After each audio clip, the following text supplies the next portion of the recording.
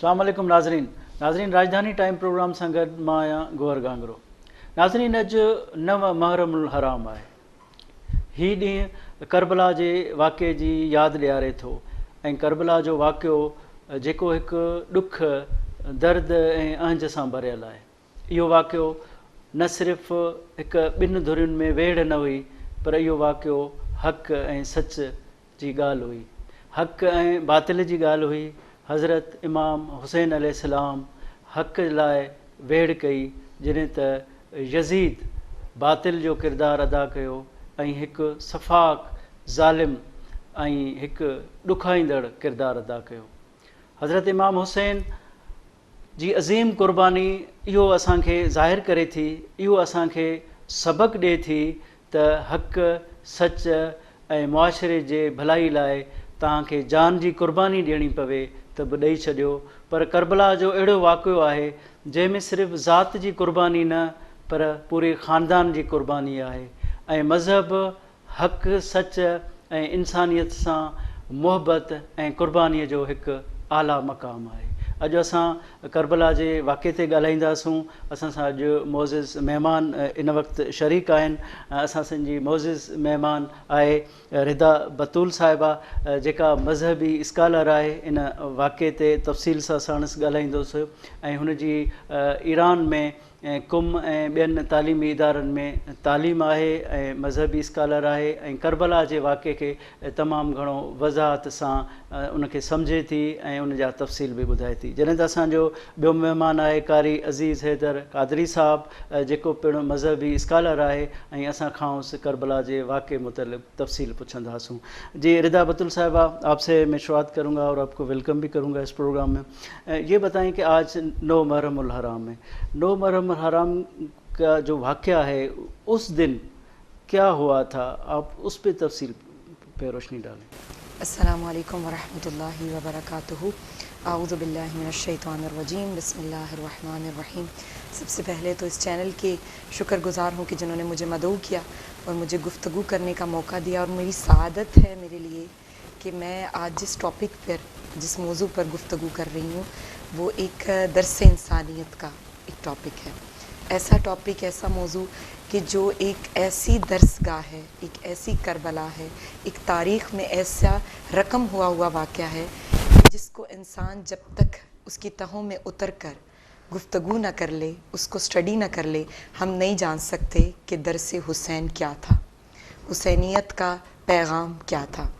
आपने जैसे सवाल किया, और बहुत ही अहम सवाल है, कि 9 मुहर्रमुल हराम वो दिन है कि जब हुसैन इब्न अली अलैहिस्सलाम ने, इमाम हुसैन अलैहिस्सलाम ने यज़ीद, फ़ौज यज़ीद से मोहलत मांगी कि फ़ौज यज़ीद, मुझे एक रात की मोहलत दे दो ताकि मैं परवरदिगार से राज़ो न्याज कर सकूं। वो खुदावंद मुतआल के अज़ीम बाकमाल शख्सियात कि जो जिनकी रज़ा अल्लाह की रज़ा है, जिनका कहना रसूल का कहना है। जैसे रसूल कहते हैं कि हुसैन मिन्नी व अना मिनल हुसैन, हुसैन मुझसे है, मैं हुसैन से हूँ। वो ज़ात अक़दस एक रात की मोहलत मांग रही है। वो हुसैन इब्न अली एक रात की मोहलत मांग रहे हैं और कह रहे हैं कि रब्बुल इज़्ज़त, मुझे मोहलत दीजिए कि मैं आपसे राज़ा न्याज कर सकूं। और फ़ौज यज़ीद से भी यही कहते हैं कि हुसैन इब्न अली को एक रात की मोहलत चाहिए।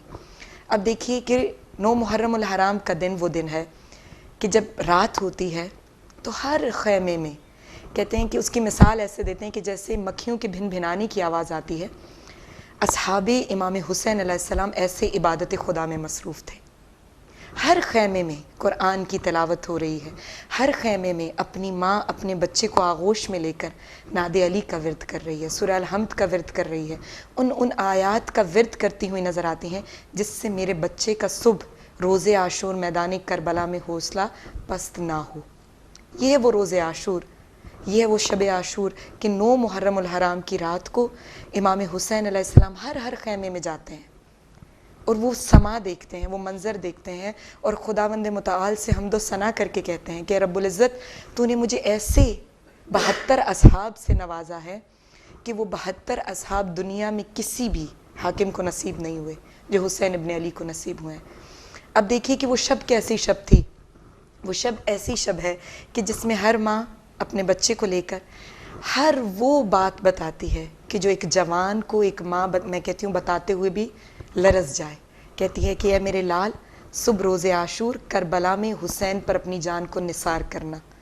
لیکن ہر ماں، جیسے ابھی آپ دیکھ لیجئے حضرت زینب کے 2 فرزند اون و محمد کا تذکرہ کرنا چاہوں گی کہ جناب زینب اس اون و محمد کو لے کر گود میں بیٹھی ہیں اور کہہ رہی ہیں کہ اے میرے لال صبح مجھے شرمندہ نہ کرنا.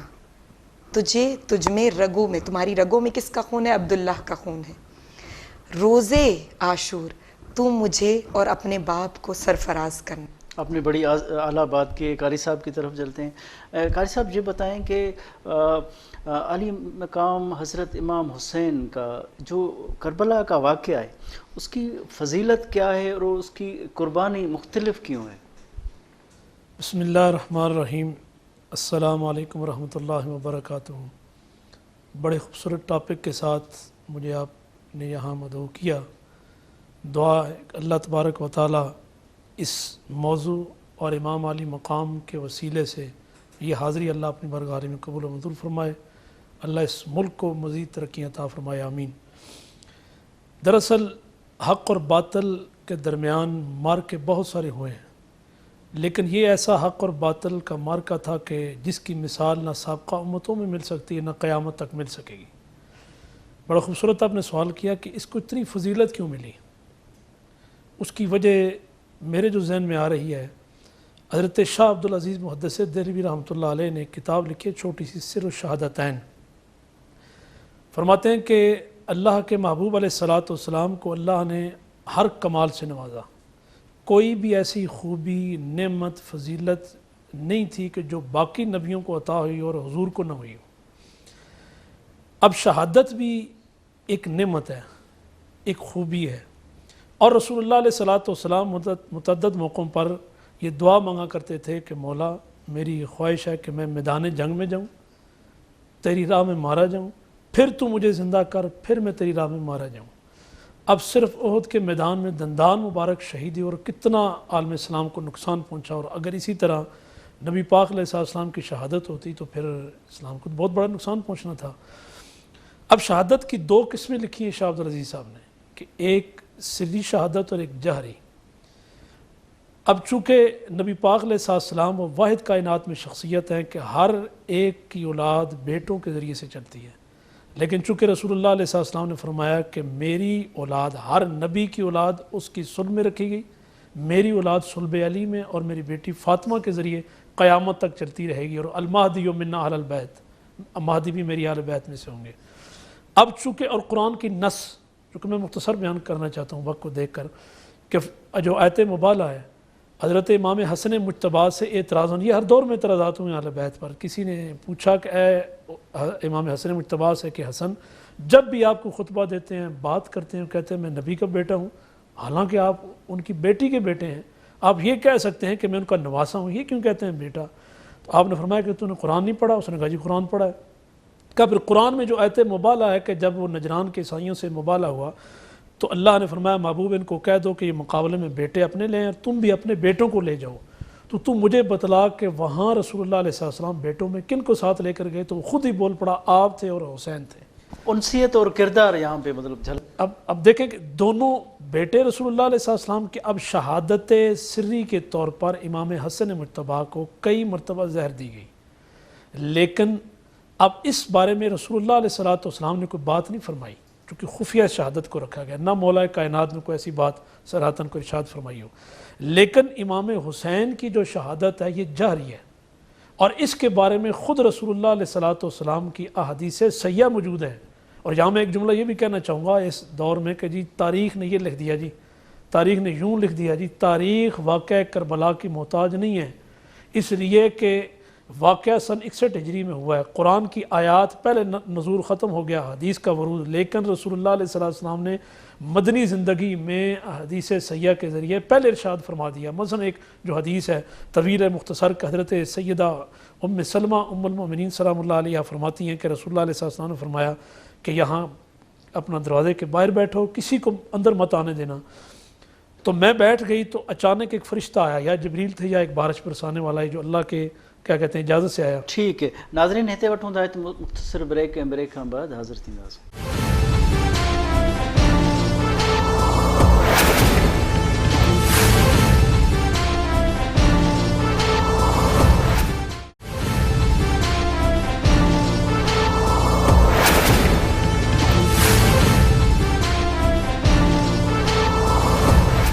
ناظرین ویلکم بیک.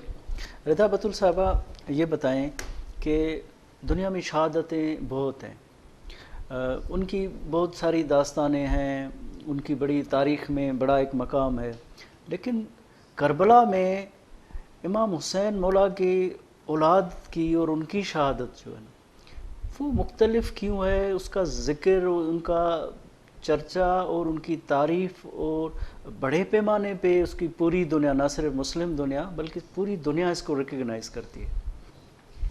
خوبصورت سوال ہے کہ کیوں امام حسین علیہ السلام کی شہادت اتنے بڑے لیول پہ, مسلمان ہو یا شیعہ ہو یا سنی ہو, کوئی بھی مذہب, کوئی بھی فرقہ, جب حسین, نام حسین آتا ہے تو اس کی آنکھ سے اشک جاری ہوتے ہیں, اور یہ ایک بہت بڑی سعادت ہے. اب اس مرتبے پر فائز ہونے کے لیے میں کہتی ہوں کہ ظرف کا پاکیزہ ہونا ضروری ہے.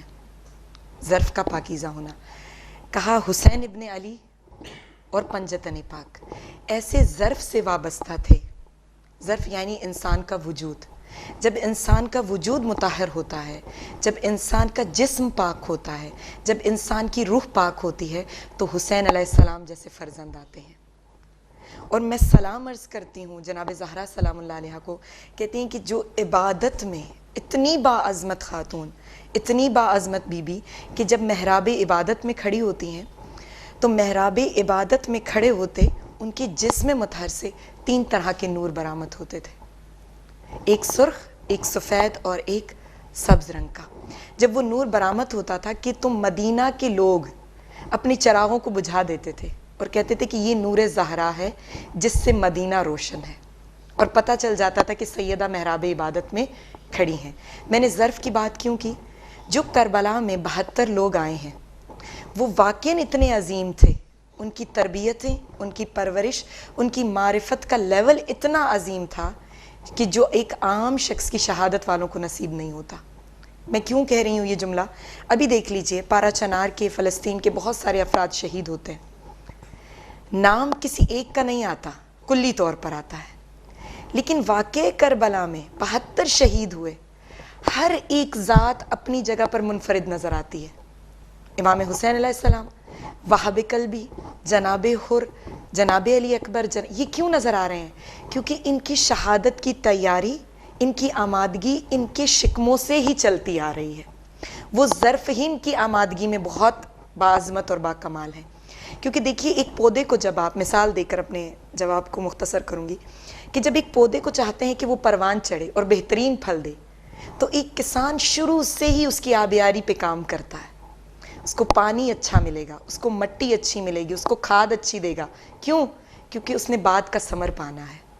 وہ جو 72 چن کے پروردگار نے کربلا کی زمین پر لائے ہیں, اس میں صرف آپ کو مسلمان نظر نہیں آ رہا, اس میں صرف آپ کو شیعہ نظر نہیں آ رہا, اس میں آپ کو عیسائی بھی نظر آتا ہے, اس میں آپ کو ہر مذہب کا بندہ نظر آئے گا. یہ بات, یہ چیز گواہی دے رہی ہے کہ محبت اہل بیت کے لیے ہونے کے لیے اور شہادت کے لیے, ایک عظیم رتبے کے لیے, ضروری نہیں ہے کہ انسان شیعہ ہو یا انسان حسین ہو. نہیں, اگر شہادت کے لیے ظرف پاکیزہ ہے تو وہاب قلبی بھی کربلا جیسی تاریخ میں اپنا نام روشن کر سکتے ہیں. تو ظرف کی پاکیزگی معیار شہادت ہے, معیار الفت ہے. بہت خوبصورت بات کی ہے. قاری صاحب یہ بتائیں کہ بہت تاریخ لکھی گئی, ظاہر نیوٹرل تاریخ دان بھی ہیں, انہوں نے بھی تاریخ لکھی گئی, تو وہ نیوٹرل تاریخ دان یہ ڈھونڈنے کی کوشش کرتے ہیں کہ کربلا کے واقعے کے دوران آخر امام عالی مقام نے, جس طرح آج کل سیاست میں ہوتا ہے کہ گفت و شنید ہو, کس طرح ہو, تو کوئی اس طرح کا کوئی چارہ ان دنوں نکلا نہیں, اور امام حسین ڈٹ گئے, اور ظلم کی انتہا تھی, انتہا در انتہا تھی, اس کے باوجود لچک نہیں آئی. اور ظاہر معصوم بچوں کی پیاس, معصوم بچوں کی شہادت اور چیخ و پکار, ان کے باوجود بھی دنیا اور ریسرچر یہ دنگ رہ گئے ہیں کہ کمپرومائز نہیں ہوا, کوئی گفت و شنود نہیں ہوا, اور اپنے نظریے پہ وہ قائم رہے. کیا کہیں گے؟ پہلے جو بات میں اس کو ایک جملے میں کمپلیٹ کرنا چاہتا تھا, کہتے بی بی ام سلمہ سلام اللہ علیہ نے جب دیکھا کہ نبی پاک علیہ السلام امام حسین کھیلتے کھیلتے اندر آ گئے, پھر رسول اللہ علیہ السلام کی آنکھوں میں آنسو, تو انہوں نے پوچھا یہ آنسو کیسے؟ فرمایا میرے بیٹے حسین کو کربلا کے میدان میں میری امت کے لوگ شہید کر دیں گے. اب ان کی جو شہادت جہری تھی وہ شہادت سری، یہ دونوں شہادتیں جمع ہوئیں، یہ دراصل رسول اللہ علیہ السلام کی شہادت ہے۔ اس وجہ سے جو آپ نے پہلا سوال پوچھا تھا کہ واقعہ کربلا کو اتنی شان کیوں ملی۔ دوسرا آپ کا سوال، اب اس دور کو اگر دیکھیں سیاسی طور پر، معاشی، اقتصادی طور پر، حتیٰ کہ جو اس وقت میڈیا کار فرما تھا اس وقت، وہ سارا کا سارا شام سے وہ یزید کے ہاتھ میں تھا۔ اب ادھر امام علی مقام، اب دیکھیں نا کہتے ہیں جی کہ یہ تخت کے لیے گئے، تخت کے لیے نہیں، اس لیے کہ بچے ساتھ ہیں، خواتین ساتھ ہیں، امام علی اصغر علیہ السلام سب سے جو کم عمر اور سب سے بڑی عمر کے حضرت حبیب ابن مظاہر رضی اللہ تعالیٰ عنہ، تو ان کو لے کے جانا یہ تخت کے لیے نہیں تھا۔ اور قلندر لاہوری ڈاکٹر علامہ اقبال نے بڑا خوبصورت یہ بات اس کی جواب دیا ہے کہ موسیٰ و فرعون و شبیر و یزید این دو قوت از حیات آیت پدید، کہ یہ دراصل حق اور باطل کا مارکا تھا۔ اب پورا دیکھیں کہ میڈیا اس کے پاس تمام کے تمام، لیکن ادھر خدائی میڈیا تھا، ادھر اصل میں خدائی میڈیا تھا۔ اس نے سارے کے سارے پیسوں کے ذریعے، یہ تو تمام مورخین نے لکھا نا کہ پیسوں کے ذریعے لوگ بکے اور انہوں نے یزید کا ساتھ دیا، کسی نے رائے کی حکومت، کسی نے خراسان کی حکومت حاصل کرنے کے لیے، لیکن جس کے مقدر میں تھا بدلنا جناب حر، اور جس کے مقدر میں جیسا آگے گفتگو ہو رہی تھی کہ عیسائی کے بارے میں کہ وہ جو اپنا کیا کہتے ہیں گرجے کا جو اس وقت انچارج تھا، راہب تھا، اس کے مقدر میں وہ تبدیلی تھی کہ امام علی مقام کا سارے اقدس اس نے رکھا ساری رات، اور رات کو جب اس نے دیکھا کہ اس سے نور نکل رہا ہے، وہ سمجھ گیا کہ یہ کوئی حق والا ہے، کہ اس کا جسد اطہر بقول ان کے پیچھے پڑا ہوا ہے کربلا کے میدان میں، ادھر تو سر نیزے پر ہے، نور نکل رہا ہے، وہیں اس نے کھڑے ہو کر پڑھا کلمہ شہادت۔ اب اس نے پیسے دیے دنیا ان کو جنہوں نے دنیا خریدی تھی، اب اس نے صرف تعظیم کی آل بیت اطہار کی، تھوڑے لمحے پہلے وہ غیر مسلم تھا، اب رب نے اس کو ہدایت دی، ایمان نصیب کر دیا، ایمان عطا کر دیا۔ ادھر کے جو پیسے لے کر بکنے والے تھے وہ اپنے آپ کو کہتے تھے جی کہ ہم بھی کلمہ پڑھنے والے ہیں، ہم بھی مومن ہیں، ہم بھی یعنی کیا کہتے ہیں نمازیں پڑھنے والے ہیں، لیکن ان میں دلوں میں، روحوں میں، سینوں میں ایمان نہیں تھا۔ اور اس کا مطلب یہ کہ اصل میں امام علی مقام، اور پھر بخاری شریف کے ایک بڑی حدیث، اپنا مشہور حدیث بھی ہے کہ رسول اللہ علیہ السلام نے فرمایا من رعا منکم منکرا، تم میں سے کوئی بھی کسی قسم کی کوئی برائی دیکھے تو اسے چاہیے وہ ہاتھ سے روکے۔ اب اس وقت چونکہ جو خلافت علی نبوہ تھی، منہاج النبوہ، اس کی مخالفت اللہ اور اس کے رسول کی جو حدود تھی اس کو کراس کیا جا رہا تھا۔ یہ اصل میں امام علی مقام وہ جو حدود کی کراس کرنے والے تھے اس کے خلاف اٹھے، آواز لگائی، اور آپ نے یہ شہادت اور یہ سارا واقعہ ہوا۔ اب حدیث میں آتا ہے کہ سب سے پہلے ہاتھ سے روکو، ہاتھ سے نہیں روک سکتے تو پھر اسے زبان سے اس کو برا کہو، اگر زبان سے نہیں کہہ سکتے تو پھر دل میں اس برائی کو برا کہو، اور یہ سب سے ایمان کی کمزور علامت ہوتی ہے۔ دیکھیں نا اگر کوئی برائی ہو تو اسٹیٹ کا کام ہے کہ اس کی، یہ واقعہ کربلا سے ایک سبق ملتا ہے نا کہ اسٹیٹ کی یہ کیا کہتے ہیں کہ اس کو چاہیے کہ وہ اگر کوئی برائی دیکھتی ہے کسی قسم کی تو وہ اس کا کام ہے۔ اور پھر دیکھیں قرآن نے کہا کہ چونکہ نبوت کا دروازہ بند ہے، کنتم خیر امت اخرجت للناس، تم میں بہترین ایک امت لوگ ایسے ہونے چاہیے کہ جو نیکی کا حکم دیں، برائی سے روکیں۔ یہ دراصل امام حسین کا مشن تھا۔ صحیح، زبردست۔ رضا بدل صاحبہ یہ بتائے کہ امام حسین علیہ السلام یہ بین المسلمین کا جو مظہر ہے، تو اس واقعے سے ہمیں کیا سبق ملتا ہے کہ بین المسلمین کا مظہر کی وہ جو معراج تھی وہ کس حد تک تھی؟ کہتے ہیں کہ درس انسانیت، یہ سفر عشق جو مدینہ سے اور مکہ سے پھر کربلا کی طرف روانہ ہوا، مولا نے ایک پیغام دیا ہے ہر مقام پر جا کر، ہر جگہ پر جا کر۔ اگر مکے کو چھوڑا ہے نا، اگر آپ تاریخ دیکھ لیجئے، اہل سنت اہل تشیع کسی بھی تاریخ میں دیکھ لیجئے تو صاف لکھا ہے کہ امام حسین علیہ السلام کو جب مکہ میں پتہ چلا، حج کے ارادے سے آئے تھے نا، مکہ میں آتے ہوئے پتہ چلا کہ بھئی کچھ لوگ مجھے قتل کرنے کے لیے یہاں پر موجود ہیں، امام حسین چاہتے تو کربلا آباد ہی نہ ہوتی۔ مکے میں جب پتہ چل چکا ہے کہ کچھ لوگ مجھے مارنے کے لیے آئے ہیں، جناب عباس جیسے جری بہادر بیٹے ساتھ ہیں، بھائی ساتھ ہیں، چاہتے تو یہ کہانی وہاں ختم ہو سکتی تھی۔ مولا نے کیا کیا؟ حج کو عمرے میں تبدیل کیا۔ عمرے میں تبدیل کیوں؟ تفرقہ بازی نہ پڑے. اتحاد بین المسلمین جس کو آج ہم بہت سارے پروگرامز بھی کرتے ہیں, اس پہ ڈسکشن بھی ہوتی ہے, میں کہتی ہوں درس حسین میں اتحاد بین المسلمین نظر آتا ہے. وہی مکہ کا ٹائم پیریڈ جس میں مولا نے کیا کہا, جناب عباس کو خانہ کعبہ کی چھت پر کہتے ہیں کہ جائیے عباس اور خطبہ دیجیے. وہ خطبہ بہت مشہور ہے, ہر کتاب میں تحریر ہے کہ جناب عباس نے خطبہ دیا اور کہا کہ مقصد حسین ابن علی کیا ہے. مقصد حسین یہ ہے کہ کیوں کربلا کی طرف جا رہے ہیں حسین, یہ خانہ کعبہ اس کو شرف بخشنے والا کون ہے, امام حسین کے بابا علی ابن یہ بات ابی جہاں سے طالب ہے. کنٹینیو کرتے ہیں, بریک کا ٹائم ہے. ناظرین وٹھوں تھا تے مختصر وقفے کا بعد حاضر تھی.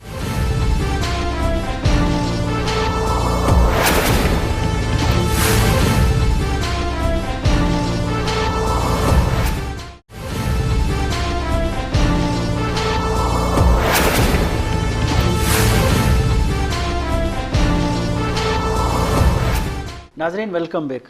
رضا بتول صاحبہ, آپ اس سوال پہ جو بات کر رہی تھی آپ کنٹینیو کریں, اور یہ بھی بتائیں کہ اس وقت انٹرنیشنل جو فنامنا تھا, سیناریو تھا, وہ کیا اس واقعے کے حوالے سے کیا ریلیٹ کرتا ہے؟ ٹھیک. اچھا, میں بات کر رہی تھی کہ مولا عباس کو خانہ کعبہ کی چھت پر بھیجا اور کہا کہ بتائیے کہ مقصد حسین کیا ہے. اور پھر مولا عباس جو خطبہ لکھتے ہیں, اور اتنا کیونکہ 8 محرم الحرام جناب عباس کی شہادت سے بھی منسوب ہے. جناب عباس جا کے کہتے ہیں کہ اے لوگوں, اگر حسین چاہے تو یہ خانہ کعبہ اٹھ کر حسین ابن علی کے قدموں میں آ کر بوسہ لے سکتا ہے, لیکن حسین کوئی بھی تفرقہ نہیں چاہتے. کیوں؟ وَاعْتَصِمُوا بِحَبْلِ اللَّهِ جَمِيعًا وَلَا تَفَرَّقُوا. اللہ نے قرآن میں فرمایا ہے کہ اے لوگو تھام لو اللہ کی رسی کو, ولا تفرقوا, اور تفرقہ بازی مت کرو. جناب عباس کہتے ہیں کہ حسین ابن علی کسی تفرقے کو پھیلانے کے لیے نہیں آئے. حسین جانتے ہیں کہ اس مکہ میں وہ لوگ موجود ہیں کہ جو میرے قتل کے غرض سے آئے ہیں. اے خانہ کعبہ, میں تیری حرمت کا خیال رکھوں گا. حسین کربلا میں اپنی اولاد کو, اپنی بہنوں کو نثار کر سکتا ہے, لیکن حرمت کعبہ پر آنچ نہیں آنے دے گا. اب دیکھیں, ایک اولاد, ماں بہن, یہ بہت پیارے اور خوبصورت رشتے ہیں, معصوم رشتے ہیں. ان سے بڑا کوئی عزیز رشتہ نہیں ہوتا. مولا نے اس خانہ کعبہ کی حرمت کی خاطر کیا کیا, کربلا کا رخ کیا کہ میں سب کچھ قربان کر دوں گا نانا کی دین پر. لیکن وہ نانا کا جو اصول تھا کہ حرمت کعبہ کا پاس رہے, میں حسین ابن علی اس پاس کو توڑوں گا نہیں. مولا روانہ ہوتے ہیں کربلا کے لیے. اب وہ جو سرزمین کربلا ہے نا, اس پہ جو خطبہ جناب عباس نے دیا, اب خطبہ سنیے گا.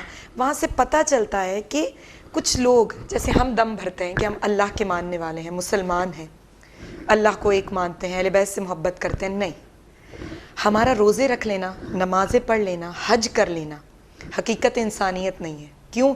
جناب عباس خانہ کعبہ کی چھت پر کھڑے ہو کر کہتے ہیں کہ اے مشرکین مکہ, اے فاجروں, اے کافروں. اب حج ہو رہا ہے نا, حاجی موجود ہے نیچے. بے شک عالم صاحب بھی میرے اس بات سے اتفاق کریں گے کہ حاجی صاحب نیچے موجود ہیں.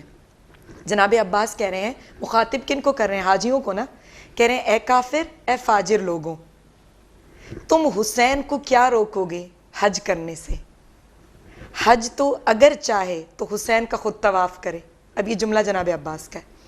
اب کیوں کہہ رہے ہیں جناب عباس ان حاجیوں کو؟ کیونکہ ہمارے ذہن میں سوال آتا ہے نا کہ اللہ کا لباس پہن رکھا ہے, احرام باندھے ہوئے ہیں, لوگ عبادت کر رہے ہیں. کیوں کہا؟ جناب عباس یزیدیت کے چہرے سے نقاب اٹھانا چاہ رہے ہیں کہ مت سمجھو اے روز محشر تک آنے والی نسلوں کہ اگر کوئی عبادت کر رہا ہے, اگر کوئی حج کر رہا ہے, تو اس میں دیکھو کہ تمہارا اپنا کون ہے اور تمہارا پرایا کون ہے. اسی حاجیوں میں لوگ موجود تھے, آستینوں میں تلواروں کو چھپا رکھا تھا. کیوں؟ حسین ابن علی کو شہید کرنا چاہتے تھے. یہ وہ پروپوگینڈے تھے کہ جو وہاں کی یزیدیت کر رہی تھی, لیکن ایک چہرہ اپنا ظاہری کیا بنایا ہوا تھا کہ ہم تو حسین کے ساتھ ہیں. اب حاجیوں کو جب جناب عباس نے مخاطب کیا کہ اے مشرکین مکہ, اے فاجر, اے فاسق, اے کافر, تو کیا پیغام تھا کہ اے لوگوں, اگر تم حج کعبہ کا طواف کر رہے ہو تو اگر دل میں محب اہل بیت نہیں ہے, اگر دل میں علی کی ولا نہیں ہے, اگر دل میں رسول کے بتائے ہوئے اصولوں کا پاس نہیں ہے, تو تم کافر ہو. آج کے دور میں ہم کافر کس کو کہتے ہیں؟ کہ جو اللہ کا انکار کر دے. اب رسول کی خوبصورت اولاد کہہ رہی ہے کہ نہیں، کافر وہ ہے جو حقیقت سے دور ہو جائے، کافر وہ ہے جو وقت کے حسین سے، وَتَوَاسَوْا بِالْحَقِّ کہا ہے نا قرآن نے، حق کے ساتھ جڑ جاؤ. تو جب جو انسان حق سے دور ہو رہا ہے اس کا مطلب ہے وہ کافر ہے، حق بات کہنے سے انکار کر رہا ہے اس کا مطلب ہے وہ کافر ہے. تو مقصد حسین کو جاننا ہے، اور میں امید کرتی ہوں اور دیکھنے والے ناظرین سے بھی کہوں گی کہ ایک دفعہ کربلا کو حقیقت کے ساتھ پڑھیے. مت کہیے گے کہ شیعہ کی تاریخ کیا ہے، سنیوں کی کتابیں اٹھا لیجیے. ماشاءاللہ صحیح بخاری، امام شافعی کی حدیث، اتنی خوبصورت کتابیں ہیں کہ جس میں بتایا جا رہا ہے کہ مقصد حسین ابن علی کیا تھا. جب ہم مقصد حسین پڑھتے ہیں تو پتہ چلتا ہے کہ حسین فقط شیعوں کے امام نہیں ہیں، روز محشر تک آنے والی ہر امت کے امام کو حسین ابن علی کہتے ہیں. عالمگیریت تھی اور مقصد جو ہے نا وہ پورے عالم کے لیے تھا، عالم کے لیے تھا. ظاہر ہے. اچھا قاری صاحب کی طرف جاتے ہیں. قاری صاحب یہ بتائیں کہ اس وقت جب واقعہ تھا اس وقت خطے کا ماحول کیا تھا، اور کیا یزیدیت کو صرف حکمران ہونے کے ناطے سپورٹ کیا گیا اور کربلا میں جو معصومین تھے وہ اکیلے ہو گئے، یا اس وقت اس خطے کی کنڈیشن ایسی نہیں تھی، وہ رابطہ اس خطے کا رابطہ نہیں تھا؟ ظاہر ہے دو سویلائزیشن بھی اس وقت تھی. دیکھیں جب مدینہ پاک سے امام چلے، یزید نے جب وہ لیٹر لکھا گورنر مدینہ کو، اس وقت صورتحال کچھ اور تھی. مکہ شریف پہنچے جیسا انہوں نے کہا، اور واقعی وہاں اس نے بندے پہلے بھیج دیے. اسے پتہ تھا کہ مکہ مکرمہ پہنچ چکے ہیں، اور حاجیوں کے لباس میں اور تبدیلی آئی. اس کے بعد چونکہ امام جا رہے تھے کوفہ کی طرف، کوفہ حضرت مسلم بن عقیل رضی اللہ تعالیٰ کو بھیجا علیہ السلام کو، پھر آپ نے راستے میں حضرت قیس بن مسہر ان کو بھیجا. اب چونکہ ان کی شہادت بعد میں ہوئی، آپ جب مکہ شریف سے نکل چکے تھے. اب پہلے کے یہ حالات تھے کہ کوفے کے لوگ واقعی انتظار میں تھے کہ ہمیں امام علی مقام آئیں گے، چونکہ خط انہوں نے لکھے نا خطوط کہ ہم یزید کے ظلم و ستم سے تنگ آ چکے ہیں، اب آپ آئیں، تشریف لائیں اور ہمیں اس سے نجات دلوائیں. لیکن وہ خود کیا کہتے ہیں، قدرت کے فیصلے ہیں.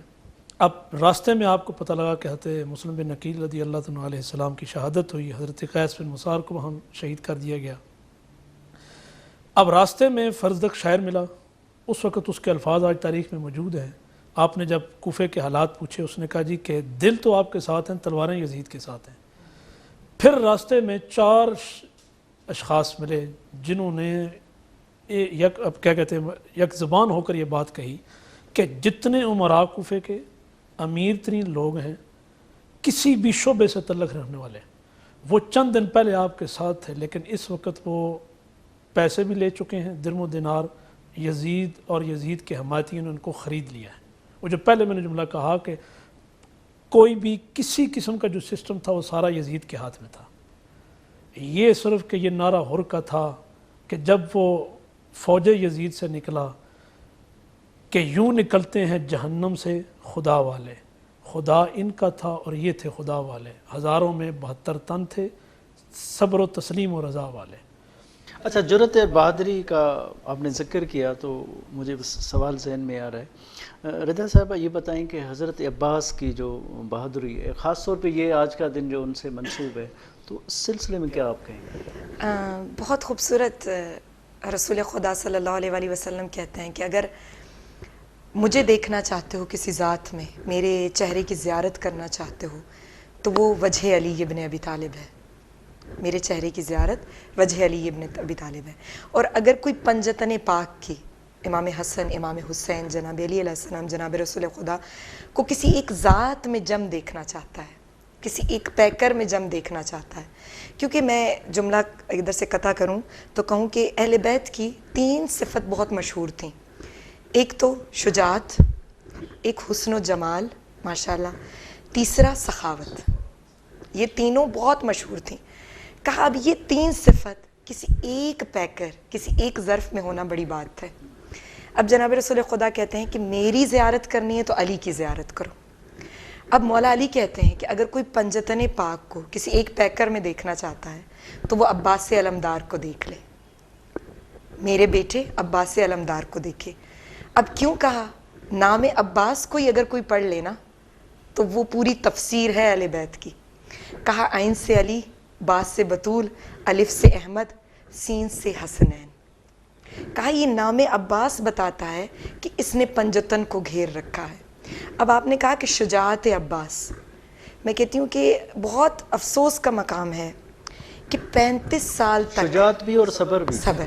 میں ادب کی بھی بات کروں گی، ادب امام. کہا جاتا ہے جناب سیدہ سے ہوئے حسن اور حسین، جناب ام البنین سے ہوئی جناب عباس. ایسا ہی ہے، جناب ام البنین سیدہ نہیں تھی، سادات سے نہیں تھا ان کا تعلق، اس لیے جناب عباس معصوم تو بنے لیکن امام نہ بن سکے. اب یہ پوائنٹ میں نے کیوں بولا؟ جناب ام البنین بچپنے میں جناب عباس کو کہتی تھی کہ اے میرے لال، حسن و حسین صاحبزادے ہیں کس کے؟ فاطمہ زہرا کے.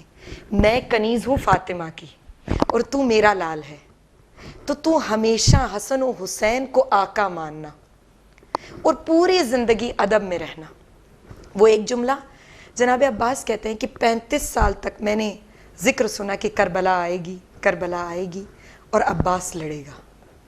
میں نے 35 سال تک انتظار کیا کہ کربلا ہو، عباس تلوار اٹھائے اور دشمنان اہل بیت کو نیست و نابود کرے. لیکن ادب عباس دیکھیے، جب روز عاشور آتی ہے دستے دعا باندھ کے کہتے ہیں آقا زادے، مولا میرے آقا امام حسین علیہ السلام سے کہتے ہیں کہ مولا مجھے اذن جنگ دے دیجئے، مجھے اذن اجازت دیجئے کہ میں جا کر آپ پر اپنی جان کو قربان کروں. اس وقت امام حسین کیا کہتے ہیں؟ دیکھیں 35 سال کا انتظار ہے، روز عاشور ہے. اب اس سما کو دیکھیے نا، جب انسان کو وہ آرزو ملنے والی ہو اور وہ ہستیاں کہ جن کے لیے موت شہد سے بھی زیادہ میٹھی ہو، وہ ہستیاں اب دستے دعا باندھ کے کھڑی ہیں کہ مولا اجازت دیجئے. کہا نہیں عباس، اگر تیری تلوار اس میدان میں چل گئی تو یہاں پر کوئی بھی انسان زندہ نہیں رہے گا، اور اے عباس تو میرا سپہ سالار ہے، میرے کاروان کا، میرے لشکر کا سالار ہے، علم بردار ہے، تجھے کیسے بھیج دوں؟ تو اس وقت جناب عباس کہتے ہیں غیرت مند انسان کے لیے بہت مشکل ہوتا ہے، میں کہتی ہوں. کہا مولا اب تو کاروان بچا ہی نہیں، علی اکبر چلے گئے ہیں، جناب قاسم چلے گئے، علی اصغر کو آپ تیار کھڑے ہیں شہادت کے لیے دینے کے لیے، تو کیسے عباس کو نہیں جانے دے سکتے؟ کہا وہ 35 سال کا انتظار جو تھا وہ ایک ادب پہ قربان ہو گیا. امام حسین نے کہا کہ عباس خبردار نیام سے تلوار کو مت نکالنا، کوئی یہ نہ کہے کہ حسین جنگ کے لیے آئے تھے، حسین حل من ناصر ینصرنا کی صدا بلند کرنے آئے تھے. کربلا کی سرزمین وہ ہے کہ جب حسین جانتے ہیں کہ ابھی میرا کوئی مددگار نہیں، کوئی یار و انصار نہیں، پھر بھی حسین نے کیوں حل من ناصر ینصرنا کی صدا بلند کی؟ مولا بتانا چاہتے تھے کہ اے لوگوں، یہ صدا میں روز محشر تک آنے والے ہر جوان کے لیے بلند کر رہا ہوں کہ جب جیسے تم حسین جیسے رہنما کو کبھی تنہا پاؤ کربلا میں تو اپنے جان کو اس پہ نثار کرنا. اب جناب عباس کی ایک شجاعت کا واقعہ اور اپنی بات کو تمام کروں گی. کہا جناب عباس علیہ السلام ایک دفعہ مولا کائنات، جنگ صفین کا موقع ہے، مولا کائنات ایک دفعہ ممبر پر بیٹھے ہیں، لوگ آ کر کہتے ہیں جنگ صفین ہو رہی ہے، مولا ہے اور کہتے ہیں کہ یا امیر المؤمنین، ہم کیا دیکھتے ہیں کہ میدان جنگ پر، شجاعت کا واقعہ بیان کر رہی ہوں، میدان جنگ میں کوئی آپ کی زرہ پہن کر، آپ کی تلوار تھام کر، آپ کا نقاب اوڑھ کر جنگ صفین میں لڑ رہا ہے. مولا علی مسکرائے اور کہا جاؤ اس جوان کو میرے پاس بلاؤ. اب جیسے ہی وہ جوان آ رہے تھے، تلوار خون میں تر ہے، آنکھوں سے علی ابن ابی طالب جیسا جلال جھلک رہا ہے. جناب عباس کا میں تذکرہ کرنا چاہ رہی ہوں، وہ خون، وہ جلال آنکھوں میں جھلک رہا ہے. علی ابن ابی طالب کی خدمت میں حاضر ہو کر کہتے ہیں کہ مولا میں وہ جوان ہوں. اب مولا کائنات مجمع کو مخاطب کر کے کہتے ہیں کہ اے لوگوں، یہ ہے قمر بنی ہاشم، 14ویں کا چاند، وہ قمر بنی ہاشم کہ اگر کوئی اہل بیت کو ایک ذات میں جم دیکھنا چاہتا ہے وہ عباس علمدار ہے. کہا کہ مولا علی کا جلال میدان جنگ میں نظر آتا تھا، حسین کی شجاعت میدان جنگ میں نظر آتی ہے.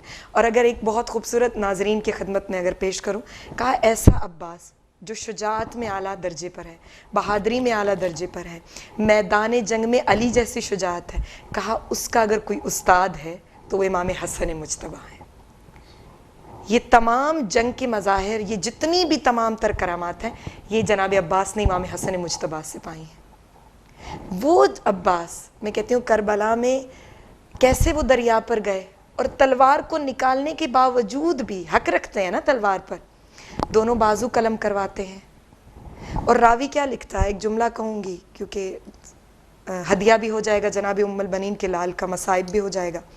کہا ایک راوی لکھتا ہے کہ جب جناب عباس کے بازو قلم ہو چکے اور مولا زین سے زمین پر آنے لگے تھے، تو ایک راوی کہتا ہے کہ میں نے دیکھا کہ اتنا درد ہو چکا، اتنا ظلم ہو چکا، ملعون نے پھر بھی صبر نہیں کیا، ایک نوکیلا تیر لیا اور عباس کی آنکھ میں مارا۔ وہ تیر کا لگنا تھا، اور عباس کہتے ہیں 35 سال میں نے ایک دفعہ بھی اپنی ماں کی وصیت کو اور اپنی ماں کی بات کو فراموش نہیں کیا، میں نے حسین کو کبھی نہیں پکارا، لیکن وہ درد اتنا شدید تھا کہ وہ شجاعت کا پیکر عباس پکارتے ہیں کہ السلام علیکہ یا ابا عبداللہ، اے میرے بھیا حسین میری مدد کو آئیے۔ یہ ہے وہ تاریخ کربلا عزیزان من۔ ایک دفعہ اس پر توجہ کیجیے کہ وہ ہستیاں جو کربلا میں جنگ لڑ رہی ہیں، اپنا سب کچھ لٹا رہی ہیں، اپنا سب کچھ قربان کر رہی ہیں، کس پر؟ نام خدا پر، نام حسین پر۔ رضا تو پروردگار کی ہے نا، وسیلہ تو حسین ہے، رضا پروردگار کی ہے۔ تو میں اپنے ہر جوان کو یہ ایک پیغام دینا چاہتی ہوں کہ وقت کی حسین کی مدد کیجیے، وتواصوا بالحق ہو جائیے، وتواصوا بالصبر ہو جائیے۔ رضا بتول صاحبہ آپ کا شکریہ، آپ نے ٹائم دیا۔ قاری عزیز حیدر قادری صاحب آپ کا بہت شکریہ، آپ نے ٹائم دیا۔ ناظرین ہی شو تاں ڈٹھو ایندڑ راجدھانی ٹائم میں کہ نئے موضوع سے حاضر تھینداسوں۔ پنجے میزبان گوہر گانگرو کے اجازت ڈیندا، اللہ حافظ۔